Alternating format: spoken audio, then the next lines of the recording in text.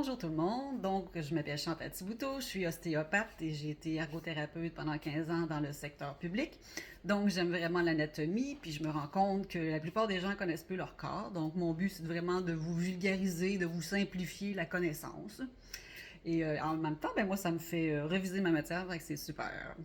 Alors mon livre de référence, comme je vous ai dit les dernières fois, c'est Tortora d'Erickson, l'édition 2022.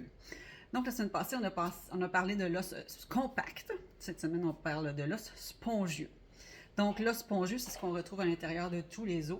Il est protégé par l'os compact à l'extérieur. Donc, on y retrouve la moelle osseuse rouge qui produit les cellules sanguines et la moelle osseuse jaune qui est une réserve de gras.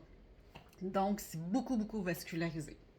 L'os spongieux, on va le trouver dans les os courts, donc comme les petits os de la main, dans les os plats comme le sternum, aussi dans les os irréguliers comme les côtes, les vertèbres et les os sésamoïdes. Qu'est-ce que c'est que les os sésamoïdes? Ce sont les petits os ici, en dessous du gros orteil. Fait que ça peut arriver des fois qu'il y a des gens qui aient mal à ces os-là.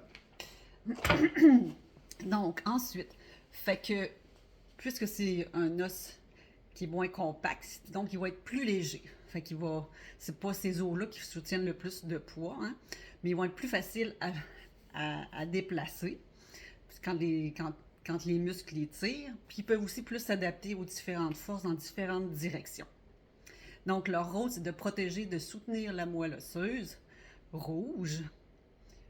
Ensuite, la moelle osseuse rouge, on la trouve en certains endroits très précis, dans la hanche, dans les côtes, dans le sternum, les vertèbres et à l'extrémité de l'humérus, donc en haut de l'humérus et en haut de la hanche.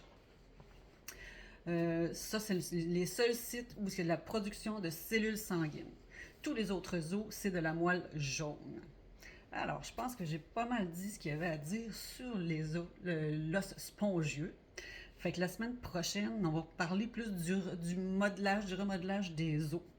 Alors, si vous avez besoin d'un ostéopathe ou que vous connaissez quelqu'un qui en a besoin, parce qu'ils ont des malaises digestifs, menstruels, qui ont des tensions un peu partout, vous pouvez leur donner mon numéro ou vous pouvez m'appeler ou me texter au 88 410 0303 ou m'écrire à info@chantalthibouteau.com. Je vous remercie, à la prochaine.